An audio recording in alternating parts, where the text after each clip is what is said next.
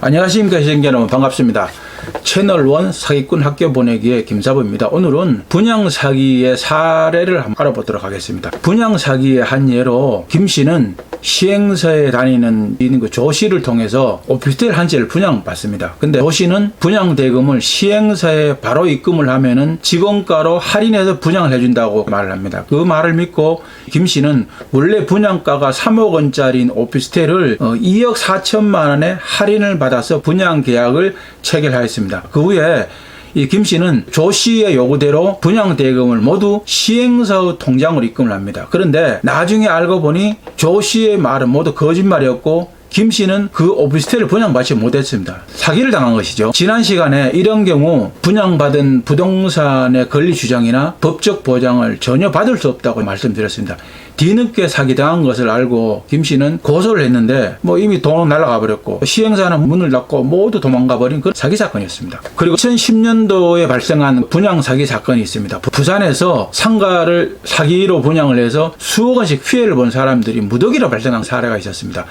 사람들이 분양받은 상가는 부산 정관 신도시 중심가에 있는 신축 중인 대형 멀티플렉스 건물이었습니다. 계약금 20%만 내면은 분양받을 수 있는데 중도금 40%는 무이자로 대출을 해주고 나머지 잔금 40%는 준공 후 2개월 안에 치르도록 했습니다. 그런데 분양대행사는 40%까지 이자를 주겠다면서 잔금을 투자 형식으로 미리 내도록 했습니다. 사기꾼들은 은행에 잔금을 넣어 놓으면 이자가 없지 않느냐, 우리에게 투자를 해라, 그러면 준공과 동시에 그 이득금을 돌려주겠다고 말했습니다. 그리고 잔금은 분양대행사와 책임 준공 계약을 맺은 자산 신탁회사로 그 계좌로 입금을 해야 되는데 분양대행사의 대표와 이사 개인 명의 통장으로 그렇게 입금을 했습니다. 그런데 이 대표나 이사들에게 입금한 잔금이 정상적으로 신탁회사로 들어가지 않았습니다. 잔금을 이미 대표나 이사들에게 송금을 했는데도 불구하고 또 자산신탁회사로부터 잔금 납부를 하라는 독촉 청구서를 받게 되는 문제가 발생한 것입니다. 이런 식으로 분양대행사로부터 피해를 본 사람들이 한 1000여 명에 이르렀습니다. 그 액수는 약 한 2천억 원에 이르는 대형 사기 사건이 있었습니다. 한 60억 원을 사기당한 한 피해자는 정말 자살하고 싶다, 매일 수면제를 먹지 않으면 잠을 못 잔다고 그렇게 말을 했었습니다. 분양대행사가 대규모 사기 행각을 저지를 수 있었던 배경으로는 파격적인 분양 조건이었습니다. 피해자들의 진술에 따르면 분양대행사는 처음 상가를 분양할 때 두 가지 형태의 조건을 내걸었습니다. 첫째는 돈을 투자를 하면 연 8%의 수익률을 보장하겠다는 것과 상가 점포를 분양받으면 분양자에게 월세 전부를 직접 보전해 주겠다는 조건이었습니다. 그래서 워낙 조건이 좋았기 때문에 점포를 분양받는 동시에 분양업체 측에 직접 투자한 투자자들도 많이 있었다고 합니다. 한 피해자는 계약금 중도금을 치른 상태에서 잔금을 치르려고 가지고 있던 돈을 분양업체에 직접 투자하라고 권유도 받았다고 합니다. 분양대행사에서 어차피 잔금 치를 돈은 우리에게 미리 투자를 해라, 그러면 우리가 수익을 보장해 주겠다, 그런 방식으로 투자를 권유했다고 합니다. 회사가 돈을 받고 이것을 얼마의 수익률로 보장해 주겠다고 하는 것은 전형적인 유사수신형의 그런 사기입니다. 하지만 피해자들은 대부분 노인들이었기 때문에 이 말을 곧이곧대로 믿고 회사 측에다가 돈을 넘겨준 사람들이 많았습니다. 분양사기 업체는 이런 방식으로 정관 신도시 내에서만 8차례에 걸쳐서 상가 건설을 계획했습니다. 또 유명 연예인들을 모델로 앞세워갖고 신뢰를 쌓아갔습니다. 그러나 분양자들에게 임대료를 지원해 주겠다는 파격 조건은 오래가지 못하고 들통이 난 것입니다. 투자자들의 돈으로 돌려막기를 하는 상황에서 상가 공실이 늘어갔기 때문입니다. 그 후에도 회사 채무가 정상 기준을 초과한 상태인데도 그런 사실을 숨기고 상가 입점한 상인들을 상대로 상가가 준공만 되면은 수천억 원의 이익이 들어온다고 그렇게 속이고 연 30%의 수익금을 주겠다고 하면서 사람들에게 투자금을 추가로 유도를 하고 또 유치를 했습니다. 그렇게 수많은 사람들이 사기를 당하고 피해를 보게 된 사기 사건이었습니다. 그리고 오래전에 저의 친구 박사장이라는 친구가 있었습니다. 저와 그 친구는 10년 가까운 친분이 있는 사이였습니다. 박 사장은 동대문 평화시장에서 원단을 도매를 하는 사업을 해서 한때 돈을 많이 벌었습니다. 그리고 그의 부인도 주식과 사채를 하면서 항상 현금을 많이 보유하고 있는 우리가 말하는 소위 알부자였었습니다. 박 사장은 자신의 선배인 윤 씨는 전직 증권사 지점장이었으나 지금은 대부업을 한다고 했고, 윤 씨의 친구인 또 정 씨라는 사람은 국정원에서 근무를 하다가 얼마 전에 명퇴를 하였다고 했습니다. 박 사장은 이제 같이 저녁을 먹자고 연락이 와서 식당으로 갔더니 이 박 사장이 저에게 윤 씨와 정 씨를 소개시켜 줬습니다. 그날 그들이 나누는 대화를 저는 이렇게 듣기만 했습니다. 박 사장은 그 윤 씨하고 정 씨에게 상당히 호의적이었습니다. 그리고 무엇인가를 부탁하는 것처럼 느껴졌고, 평소에 박 사장답지 않았고, 식사가 끝나고 이들이 나눈 대화를 충분히 들어보고 저는 직감적으로 이 윤 씨하고 이 정 씨라는 사람들이 사기꾼이라는 걸 눈치를 채 나하고 상관이 없는 사람들이니까 묵묵히 지켜보고 나왔습니다. 그리고 다음날 저는 박 사장과 점심을 먹으면서 그들과 어떤 관계인가를 내가 혹시나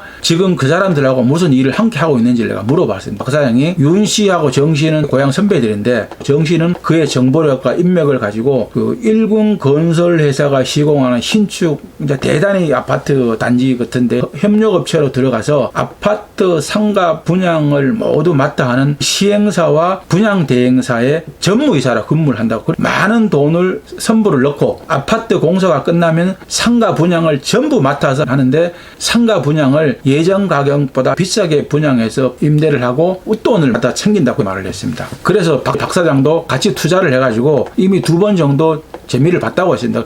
처음에 5천만 원 투자를 해갖고 500만 원 이득금 받고, 두 번째는 1억을 투자해가지고 900만 원, 그리고 배당금과 원금을 함께 돌려받았다고 하면서 이제 어떤 기분으로 저에게도 너도 좀 투자를 해봐라. 박 사장은 시장에서 장사 경험도 많고 사회생활도 뭐 많이 한 사람이고, 또 누구 못지않게 사람을 알아보는 그런 안목이 있어요. 근데 욕심으로 사람이 시각이 완전히 흐려져가지고 잘못된 판단으로 사기꾼한테 엮이고 있었습니다. 그래서 저는 박 사장을 내가 설득하고 이해시키기 위해서 사기꾼 냄새가 난다, 그리고 지금 당신이 엮이는 것 같다, 그러니까 이쯤에서 정리를 하라고 내가 했습니다. 그리고 한 달 정도 지나서 박 사장한테 그간의 상황을 내가 물어보았습니다. 근데 박 사장은 요즘 원주에 신축 아파트를 짓는데 S건설 회사에서 이제 시공 중인데, 거기에 상가 분양을 분양 대행사가 독점하기로 했다 하면서 자신도 함께 투자를 하기로 했는데, 저한테도 너도 돈이 있으면 함께 투자를 하라. 저는 전혀 그럴 의사가 없다고 말을 했습니다. 근데 이미 사장은 들떠 있었습니다. 그리고 오늘은 분양 대행사죠. 사기꾼들 회사의 회장도 같이 오기로 했고, 함께 저녁을 먹자고 해서 오늘 이들의 실체를 좀 더 파악을 하고 친구가 수렁에 깊이 빠지기 전에 해야 되겠다는 생각이 들어서 함께 저녁을 먹으러 간 그들의 사기 행각을 들어보았습니다. 이제 그들이 작전하는 것을 내가 지켜보았습니다. 이 사기꾼들이 보면 늘상 그렇습니다. 돈도 잘 쓰고 저녁 먹고는 어디 2차 좋은 데 가자 그러고, 사람을 생각할 수 있는 시간을 적게 주고 화려하게 사람을 그런 쪽으로 유도를 합니다. 박 사장이 정 씨라는 사람한테 자신에게도 몇 구자를 더 달라고 사정을 하고 있었어요. 근데 윤 씨는 자신의 영역 밖으로 가면서 차라리 이 회장을 직접 만나서 부탁을 한번 해봐라. 사기꾼들 특유의 거드름과 그런 드레를 떨면서 먼저 자리를 또 떴습니다. 박 사장이 정 씨에게 막 다급하게 매달리고 사정을 합니다. 형님, 나도 좀 껴주시오. 내가 돈을 얼마든지 투자를 할 테니, 그리고 형님에게도 내가 살해하겠습니다. 그러니까 정 씨가 친구 박 사장한테 하는 말이, 야, 나도 내일 이 회장을 내가 만나러 간다. 너도 이 회장하고 골프도 함께 치고 친분이 있으니까 며칠 후에 같이 골프나 치면서 네가 직접 부탁해보는 게 어떻겠느냐. 그렇게 말을 했습니다. 박 사장은 그렇게 하겠다고 하면서 술자리도 끝나고 이제 각자 집으로 왔어요. 그리고 다음날 박 사장한테 내가 전화를 했어요. 나도 투자할 의향이 있으니까 분양 대행사 직접 한번 방문해보자. 언제 시간이 되면 꼭 한번 같이 가자고 내가 부탁을 했어요. 그러니까 박 사장 마침 오늘 가려고 하는데 같이 가자. 그 위치를 물어보니까 멀지도 않고 해서 거기서 만나기로 해서 같이 갔어요. 그 이제 N사 사무실에 이제 방문을 해보니까 사무실은 꽤 큰데 가운데는 텅 비어 있어요. 책상 몇 개 딸랑 있고 의자 몇 개 있고, 그리고 여직원 한 명, 또 그 이 회장 그 운전기사라는 사람 한 명, 그러니까 직원은 딸랑 2명 있는 거예요. 회사의 실내 양옆으로 방들이 쫙 있는데 뭐 사장실, 회장실, 전무실, 무슨 기빈실, 뭐 면담실, 뭐 그리고 벽면에는 무슨 아파트 건설 현장 조감도와 상가 안내 등 제가 보기에도 전형적인 건 사기꾼들 사무실이었습니다. 정상적으로 일을 하는 사무실을 가보면은 분위기가 직원들이 매우 바쁩니다. 책상마다 컴퓨터와 또 업무 자료들도 많이 있습니다. 그리고 사무실 벽면 같은 데 보면은 캐비넷이라든가 자료, 서책, 서류들이 꽉 차있는 책장처럼 돼 있는 것도 있고 그런 서고들이 있습니다. 근데 이거 회사는 전혀 그런 흔적이 없어요. 왜 그럴까요? 그것은 정상적인 사업을 하는 것이 아니고 사기꾼들이 사기를 치려고 임시로 임대한 사무실이었습니다. 그 업무 자료가 전혀 없을 수밖에요. 그러니까 저는 이미 모든 상황 파악이 이제 끝났고 어떻게 박 사장을 이해를 시키고 설득시켜야 되나 이제 그 고민만 하고 있었어요. 근데 이 회장이라는 사람이 너스를 떨면서 자랑으로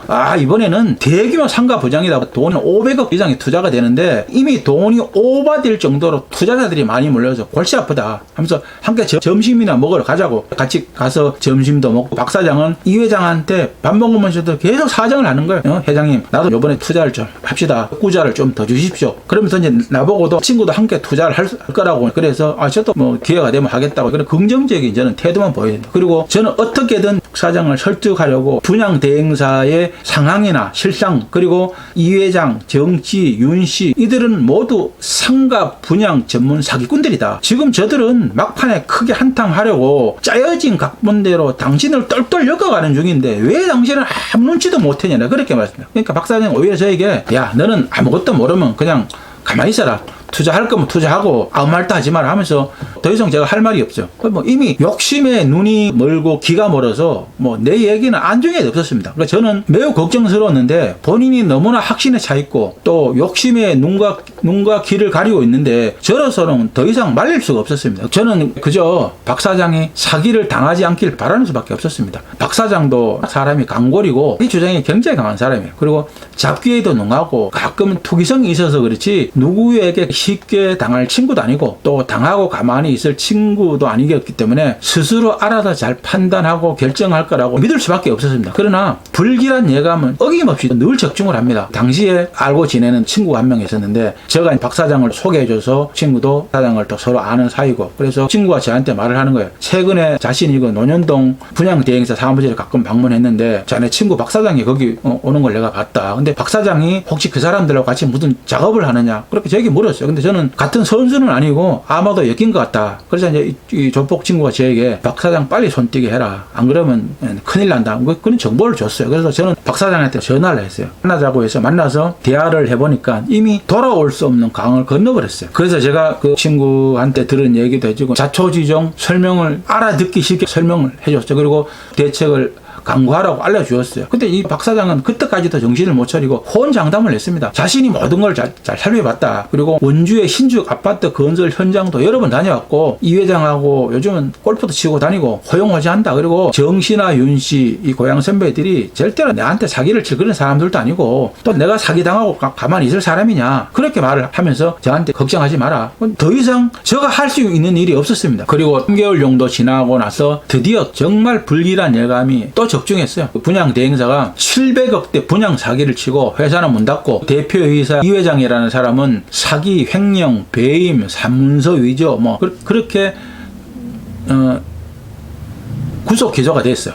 그러나 중요한 것은 범죄자를 처벌하는 것도 중요하지만 피해를 입은 사기를 당한 돈을 돌려받는 게 중요한 겁니다. 근데 이미 돈을 받을 수가 없었습니다. 그래서 박 사장도 이제 답답하니까 그 이 회장이라는 사람을 만나러 구치소로 면회를 또 갔었나 봐요. 근데 면회도 안 해줘요. 이 분양 사기 사건의 전말은 고향 선배인 정 씨가 윤 씨를 소개해주고 또 이 윤 씨는 또 분양 대행사 대표이사인 이 회장을 또 소개시켜줍니다. 그러니까 박 사장은 자기 발로 이 회장을 찾아가서 분양 사기에 휘말린 거예요. 그것도 돈을 사정사정해서 갖다 주고 정 씨와 윤 씨는 박 사장을 엮어서 처음에 미끼로 한 2번 정도 이득을 보게 해준 것이고 사실 그때 이득을 보게 해준 것도 다른 사람들의 피해자들의 돈으로 돌려막기 식으로 그렇게 배당 이득금을 준 건데 비법으로 사용한 것이습니다. 사건이 터지자 박 사장이 정 씨와 윤 씨를 만났는데 그 두 사람이 하는 말이 나도 피해자다. 나도 사기당했다.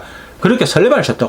박 사장은 스스로 그 이 회장이라는 사람을 찾아가서 골프 접대까지 해가면서 돈을 갖다 바친 꼴이 되었던 겁니다. 박 사장은 완벽하게 사기꾼들의 각본대로 당한 것이었다. 박 사장은 욕심이 화를 불러서 자기가 갖고 있는 돈뿐만이 아니라 자신들의 형제들 또 처가 식구들, 뭐 처형들, 뭐 처남들, 그러니까 돈을 있는 대로 모아가지고 그때 당한 돈이 한 19억 원 정도 사기당했습니다. 그래서 저는 조폭 친구를 만나서 사건의 또 전말을 물어봤어요. 해소할 수 있는 방법이 있느냐, 그 방법이 있으면은 어떻게 반이라도 찾는 방법을 해주라 그랬더니 조폭 친구 하는 말이, 이거는 이미 다른 식구들, 그러니까 이제 조폭들이 개입돼 있고 자신이 개입할 수도 없고 돈은 이미 물 건너갔으니까 빨리 있는 것이 상책이라, 전형적인 조직 폭력배들까지 끼고 사기를 친 분양 사기에 당합니다. 그래서 빨리 손을 쓰면 조금이라도 뭐 건질 것이 있을까 싶어가지고 그 분양대행사 사무실에 그 친구를 데리고 같이 갔어요. 논현동에 있는 빌딩을 갔는데 가서 관리소장을 만나보니까 이미 사무실은 선월세를 받고 임대를 해줬는데 2개월치가 체납되었고 타고 다니던 그 BMW 차도 대포차로 이미 다른 조직 폭력배들이